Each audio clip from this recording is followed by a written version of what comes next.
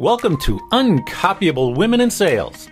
If you're looking for actionable insights and real-world tools to turbocharge your sales starting tomorrow, well, you're in the right place. Your host, Kay Miller, earned the affectionate nickname Muffler Mama when she sold more automotive mufflers than anyone else in the world.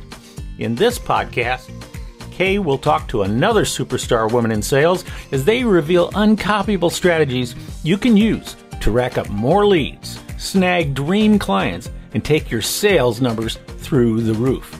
Stay tuned and get ready to make more sales and how about this? More money. Today, I have the pleasure of talking with Sydney Cox. Sydney is a senior district manager with ADP in Nashville, Tennessee. She graduated from the University of Tennessee just a year and a half ago, and now she holds the company's record in the Tennessee region for being the fastest to achieve both district manager as well as senior district manager. Sydney, I'm so excited to have you on the podcast. Thank you so much. I'm so excited to be on today and getting an interview going and get to talk a little bit about everything. So thank you again for having me. It's totally my pleasure. And as you know, I had your mom on the podcast, Mindy Cox, and she is the lead interior designer for the Rev Recreation Group. Did I get that right? Yes, that's correct. She wears a lot of hats, but that's definitely her main hat. Her title. And then also she and your dad, it sounds like, started a family business called Apex Custom Furniture. And you've worked a little bit in that too, right? Yes, absolutely. Our manufacturing business that my parents started 3 years ago. So I definitely work in that also on the side, aside from my main career too. And so for those who aren't familiar with all these companies and terms, this is in the recreational vehicle industry, but we're talking super high-end RVs, right? I mean, I've gotten to know that market fairly well, and it's really amazing what kinds of RVs are available out there if you have the money. Yes, definitely luxury motorhomes.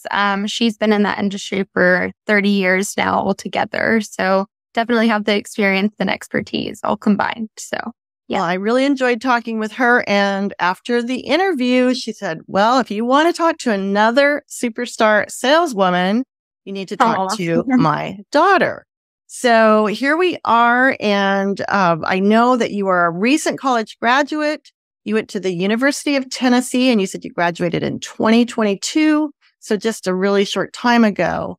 And since then, you've taken on a sales career. You work for ADP, which I'm going to ask you to explain a little bit more about that company and what you do. And you've gone from entry-level DM to DM and now senior DM, DM meaning district manager, which is a record-breaking journey in your area, right? Yes, absolutely. In the Tennessee region. So everybody starts out as an associate district manager. And then you move on to district manager and then onto my position, senior district manager. And we do have one more level above, but that was all during my first year at ADP. So was able to break a couple records there within the Tennessee region. So it's been a very quick but exciting journey so far. Well, congratulations. I'm very proud of you, as I know your mom is. So tell us a little bit about ADP. Yeah. So ADP is a human capital management company. So we do everything within, like, for example, my area of expertise is small businesses. So anywhere from 1 to 49 employees. Obviously, ADP spans a lot of other industries and larger employee sizes. But for me specifically, it's that small business world and helping them with payroll, HR, benefit integration. So really providing them with technology to help them focus on their business more and spend less time on back office processes.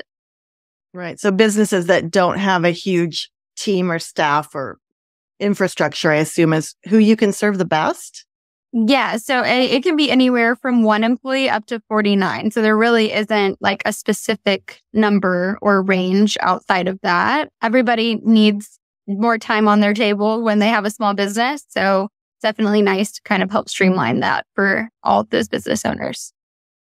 So let's step back a little bit into your college career, because I know you had an interesting transition and I got such a kick out of that. So why don't you tell us how that played out? Yeah, growing into college, I actually got accepted into the nursing program at the University of Tennessee and was very interested in really mostly just nutrition, and anything kind of sciencey was just, I think, more of like a hobby focus of mine. But I then realized 2 years in that based on my personality and talking with people and other professors, that I probably wasn't where I needed to be, regardless of whether I was excelling in it or not, and made the transition over to marketing with a concentration in sales. And I was interested to hear that, that University of Tennessee actually has a sales program. So that's very cool. And tell us about what your professor said about you being in nursing versus marketing or sales is where you landed. Oh, yeah. So, I had one professor. He was Professor Van Dorselier, and he actually worked at P&G for 30 years and just made the transition kind of out of sales into a professor role to just go into a teaching role, and wanted to kind of, do something a little bit less strenuous, but still be involved. And so I took his sales class because, like I said, that was my concentration. You have to take 3 at the University of Tennessee for that. I went up to him and I was talking to him about, I think I'm just going to go into marketing. And, he sat with me and we had our one-on-one professor talk, and he was like, you know what? I disagree. And I think that based on just sitting here and talking with you and like your wants and needs in a career, that sales is probably the way that we need to get you to go. And he was like, I think I'm going to be failing as a professor if I can't get you into sales. So that's kind of how that went. And I was like, all right, I trust you. And so started looking for sales roles from then on. Right. Well, he made a very good call. And I think that it's interesting how many people and women, I talk to more women, but people who never really expected to be in sales. Some of them don't even think of themselves as salespeople, but then they somehow fall into it or are advised to get into it like you did and love it. I mean, you said something in one of our correspondences. You can manage your own time. You take total responsibility for the money that you earn. What is it that you love about sales? It's mostly just the control over my own success. So instead of waiting on somebody to give me that promotion, or relying on others, it was just nice to know that my hard work directly correlated with getting promotions and compensation for that. So I think that was a big motivator for me. It's almost like you're working for yourself in a way.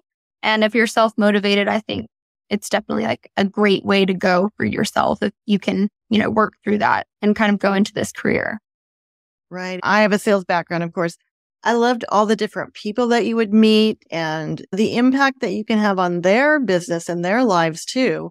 Of course, I suppose both of those apply to nursing, but sales, there's something very rewarding about that.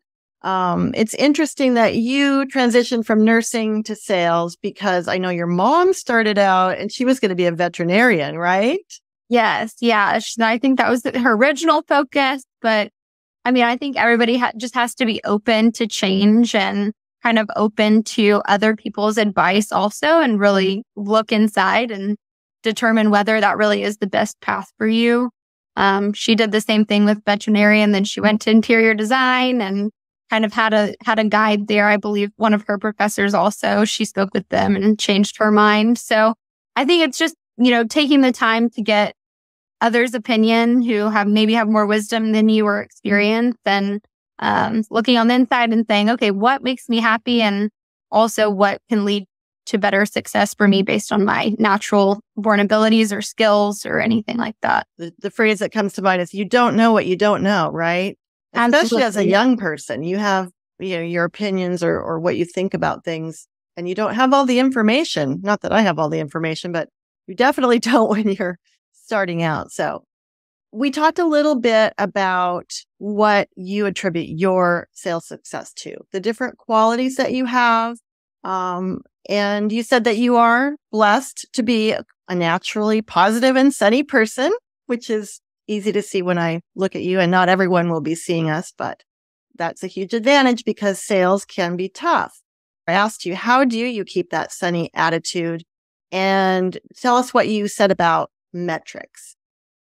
Yeah. So I think that a lot of salespeople tend to focus on maybe quota or reaching certain metrics like we were talking about. And they really kind of get a little bit too bogged down into that. And I tell my boss every single day, I'm like, you know what? I don't even look at that if I'm being honest. I just wake up, I go do my job, and I go do the activity. And what results so far has been really awesome. And so I think that if you're just making sure that you're keeping a positive mindset and being really optimistic, and also just not worrying about the pieces that can be stressful or bog you down, then you'll end up with high results.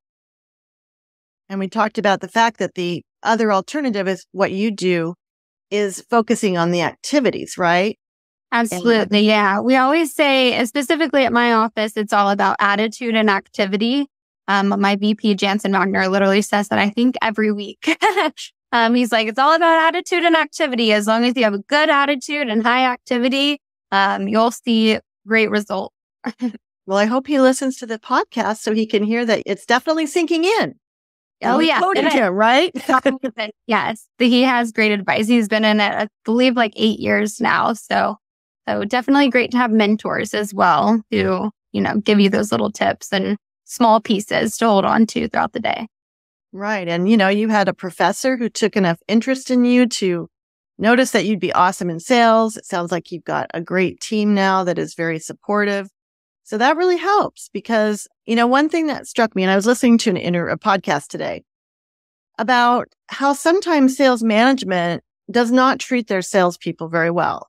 And so we talk about this whole way that we want to interact and empathize and help our customers. But then sometimes we turn around and some companies internally just don't walk that talk, right? When it comes to employees. So yeah.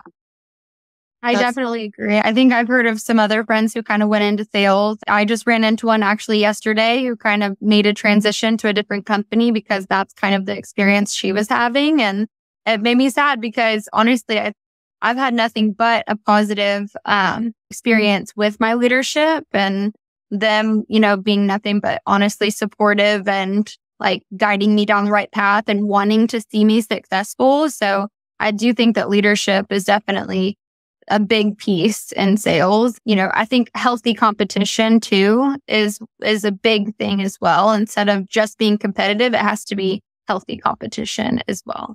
That's right. And that kind of culture, shall we say, is not only the right thing to do, and it helps your salespeople feel better, but helps the bottom line anyway. So it's not just altruistic behavior, but like you said, your friend is actually will or has left this company because of the management situation. And maybe he or she loves what they sell. They love everything else. But for any sales managers listening, duly noted, right?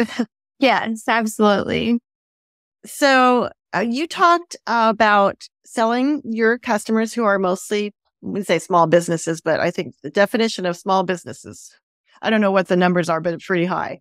So there are a couple points of resistance to making a purchase. And you had a couple key things that you mentioned. And one I thought was really interesting is urgency, because a lot of times, I have a lot of things I want to do, but I procrastinate and I don't do it until there's a deadline. So how do you build that into your process? Yeah. So I think obviously a lot of people procrastinate, especially, my family had small businesses, so I can attest to this too. I think, you just are always wanting to deal with the most important problem that's in front of you. And so getting them to understand that, maybe it's a promotion or something we're running, like, we have dates where those really truly do expire. And so communicating that and making sure that you're really like staying in front of those business owners and like I said, building urgency around whether it's promotions or just letting them know like, hey, you really need to get this done. Maybe you're out of compliance, at least in my industry, or like maybe your employees aren't having the greatest experience with the current like program that you're using. So I think just making sure that you're staying in front of them on whether it's in person or over the phone and I've had so many small business owners who have told me, like, thank you so much for staying on top of me because I probably wouldn't have gotten this done had you not. And so I really think that they truly appreciate you guiding them down the right path and also staying in front of them too. Today's podcast is sponsored by the acclaimed book, Uncopyable Sales Secrets: How to Create an Unfair Advantage and Outsell Your Competition by Kay Miller. If you want to make more sales, you need to read this book. We'll even get you started with a free download of the first 2 chapters. Go to uncopyablesales.com/chapters to grab this offer right now. I love that take on it. You know, the opportunities that they're missing or the downside of waiting. And as you said, these small business owners or any business owner, as you know, as I know, we've got so many things on our plate, and what we think is the most urgent rises to the top. But that might not include what's the most important. So it sounds like you do a really good job of helping them see how important that is to their business and their success. So absolutely. I think too, guiding them on that as well and reassuring them that I'm going to be there through the process is huge, and being empathetic. I think empathy is the biggest thing too in sales, and understanding that they have things going on. So I think that's kind of another way too that they feel more comfortable to move forward, is by making sure that you're communicating. I'm going to be there for you. I'm going to make sure we get through this and get it done together. Is the biggest way for me too. Right. Yes. I think that is when they know that you care and that you are going to stick around and be there. That is huge. So I am curious. So once you sell a customer, are you still involved in a reselling of a contract basis, or how does that go from the time of the sale? So usually it is just a one-time sale. We have like an award-winning customer service team. They are around 24/7. However, I still do, especially locally here in Nashville, which is where I'm at, I still am a local resource for them, and always, of course, want to make sure that they have the greatest experience. We also have programs in place for our clients, so that, you know, if they refer friends and stuff to me, they get rewarded in certain different ways, you know, up to free payroll for a year and, you know, a lot of different really fun and cool stuff that we have. So we really try to give back to our clients in that way. And if they really need me, I'm there whenever I'm needed, because I know that, you know, when you need help with something, especially with a small business and people getting paid, you need to have somebody ready to help you. So right. I still do continue on with that. And then as their business grows, of course, I can help them in a lot of other ways, on top of just payroll, whether that, you know, employee handbooks or getting insurance for their employees or retirement plans, that kind of fun stuff. So we really grow with people. And so that's why we keep up the relationship too. That's great. One of my proudest moments when I was back in the day, when I was in outside sales, which I've been in sales my whole life, but my early years were in outside sales. And one of my customers wrote a letter, I didn't even solicit this, to my boss and said that Kay has become an asset to our company. We don't know what we would do without her. And I know it's like, almost teared up, but obviously that's what you are for your customers too. It doesn't sound transactional. You're saying, okay, I'm here for you when you need it. And as they grow, you can be that, you know, more informed expert consultant that can help them know what they want. So that's great. Do you have any problem ever dealing with fear? I talk in my book, which I know you just got, so you haven't read it yet, but I talk about my issue with fear of calling on new customers, especially being a young woman back in the day, which was many days ago. And it's surprising how many salespeople I talk to that say that, yeah, that is an issue. Now you seem very self-assured. I know that you have some great advantages, but do you ever deal with that? And how do you overcome that if you do? I think sometimes maybe like a little bit of butterflies for sure. I think everybody maybe gets it a little bit, but I think just shifting your mindset to the worst they can say is no is honestly a huge thing that I say in my head on a day-to-day basis. Is it's like, why not walk in there? The worst they can say is no, just go on to the next. So it's just kind of, you know, maybe getting past the fear of no. So I'm not afraid of no, because to me, no is maybe, and I'll see you in 2 weeks or, whatever. So I think just changing your mindset on that and reminding yourself it's okay to be told no too. That's your job. Not everybody's going to say yes. Everybody would be in sales if everybody said yes. So definitely just being okay with the word no, for sure. I like that too. And another point that I like to talk about is that if you never hear no, then you're obviously not reaching or stretching, right? Yeah. Yeah, that too. Like you said, if everyone said yes, you wouldn't need salespeople. No. Yeah, right. I know. And if your product was the most perfect and the cheapest and whatever, all those advantages, well, then you can just go on the internet and order it. But I think hearing no is a good sign. And the other thing that you said I really like, and I want to point out, is that you said at this time. If they say no right now, that doesn't mean forever. And if they're busy or distracted, it might just come out as a real abrupt no. But as you have found out, stick with it. You might get a yes later, right? Absolutely. Yeah. And that's going to tell your customer a lot about you when you have what it takes to follow up. Do you have any tools that you use that you could point out to help other people in sales? Yeah. I mean, obviously, I think everybody probably has Outlook. So not to get into the weeds of Outlook itself, but I definitely utilize a lot of different organizational tools like color coding, and even just changing up my day-to-day, I think is huge for me. So I think a lot of people will focus on certain things for too long.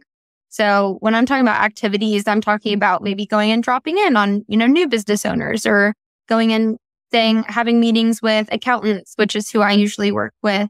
And so if I spent my whole Tuesday, only going and dropping in on clients, that can get a little bit mundane and boring, and you might lose some energy. So with my organization and like my color coding, I want everything to be all spread out, and I don't want to spend a whole day too focused on one thing. Because I think a dynamic work schedule with this type of personality and a person in sales needs that to be changed up to really keep their high energy going. So I'll go see one of my favorite accountants if I'm a little bit down or something, or, go see one of my favorite clients, just to really boost up that energy and be ready to kind of move on to the next. And then tools, I think honestly, just a daily voice in my head, like I said, and just taking, a positive step every single day. And like you said, overcoming fear. And I really just think it's positive self-talk, is one of my biggest things. And if you are talking negative to yourself, your brain's going to believe it. Your subconscious is going to believe it. So every single day, I think you just have to wake up and again, talk positive and talk nicely to yourself. And I think that helps you have a much better step forward every single day. I like that a lot. I just talked to somebody I'm going to be interviewing in a couple weeks, and she's a realtor, super successful. And she said, what you say to yourself matters. Mm-hmm. And I'll talk about this with her when she comes on, I'm sure. But when we were emailing back and forth, she said, yeah, I have a couple appointments this afternoon and I'm going to kill it or nail it. Yeah. She didn't say kill it. I'm going to nail it. Yeah. And I just thought that was so fun that she just came out and told me that. And obviously, guess who else is listening? She's listening. So what we say to ourselves matters. It does. It totally changes your whole mindset. And I also like the fact that you say, hey, if you're having a bad day or a bad time, go see some customers who love you and who you've been successful with and see you as that. I mean, you seem like an extrovert. Are you an extrovert? I definitely am an extrovert. I think I always have been, maybe even too extroverted. There's no such thing. Too much talking in school, that sort of stuff. But it seems to work in the career. I don't think I got that actually, because I was a shy, good girl when I was a little girl. But so many successful people will point back to when they were kids and they got on their report card, they talk too much. Like my husband, little Stevie talks too much in class. Well, guess how much money he's made by being a speaker.